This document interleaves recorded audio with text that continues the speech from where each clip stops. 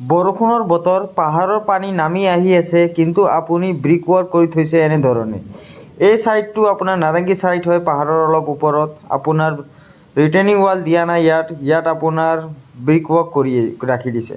চ' তাৰে পানীবিলাক গোটেই পাহাৰৰ পানী সেই ব্ৰিক ৱৰ্ক দি পাছ হৈ আছিলে। চ' সেইকাৰণে আমি ইয়াত এটা RCC ৱাল বনাই আছোঁ, যোনটোৰ এটা বিম তলত দিছোঁ 12 mm 4টা ৰড আৰু আপোনাৰ 8 mm ষ্টিৰাপছ দিছোঁ।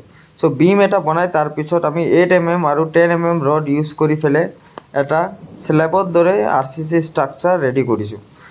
ৰেডি কৰাৰ পিছত ধুনীয়াকৈ ঢালাই কৰি দিছোঁ। তেতিয়াহে আপোনাৰ RCC ৱালটোত আপুনি ৱেভ হলছ বনাই দিব। ৱেভ হলছটো আপোনাৰ পানীটো পাছ কৰিব ভালদৰে।